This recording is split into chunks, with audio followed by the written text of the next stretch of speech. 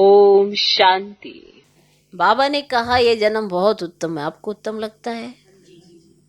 कई इस जन्म में बहुत दुखी रहते हैं, भगवान मुझे उठा ले, या तो स्वर्ग में ले जाए या फिर अपने पास रख ले। बहुत दुखी रहते हैं, क्योंकि दुख और सुख इस समय आपको पूरा तालमेल पता है उसका। और दुखी होना है, सुखी होना है, या इंद्रिय सुख में जाना है, इसके लिए बुद्धि को वैसा बनाना होगा जैसे बाबा कहते हैं। वह आपकी श्रीमत पर चलेंगे तो सदा सुखी रहेंगे, नहीं तो दुखी होना ही पड़ेगा, क्योंकि अपनी मन मत चलाते हैं तो फिर दुखी होना पड़ता है। वरना दुख का आना और दुखी होना अंतर है ना। एक दुख आता है, देखो जीवन है तो दुख तो आएगा ही, लेकिन दुखी हो रहे हैं कि नहीं हो रहे ये तो चॉइस आपकी है।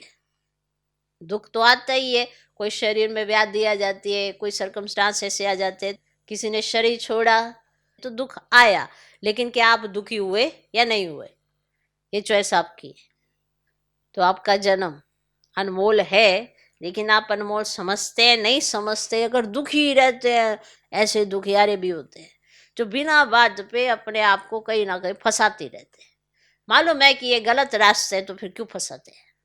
कारण है ना, रावण की मत पर चलना है, राम की मत पर चलना नहीं। वह आपकी शिर मत पर ध्यान नहीं देना, तो बचेंगे कैसे? फंसेंगे। और जब फंस जाएंगे तो चिल्लाएंगे, बाबा बाबा चिल्लाएंगे। तो पहले ही बाबा कहते हैं ना, नहीं जाना उस रास्ते पर जो तुम्हें चिल्लाना पड़े, तुम्हें पुकारना पड़े।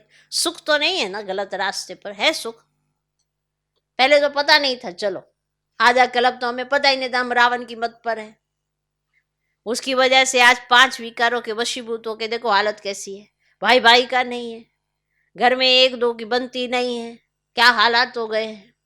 एक दो से विचार नहीं मिलते, इसीलिए लड़ाइयाँ होती रहती, झगड़े होते रहते। एक ही बात पर दृष्टिकोण बदला हुआ है, सबके देखने का नजरिया ही बदला हुआ है।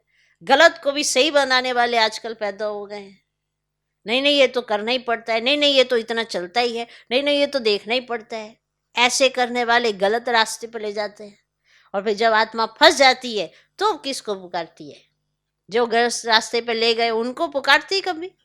उसी को पुकारती है जिसने गलत रास्ते से बाहर निकालना है। क्यों चूज करते गलत रास्ता? क्या मिल जाएगा?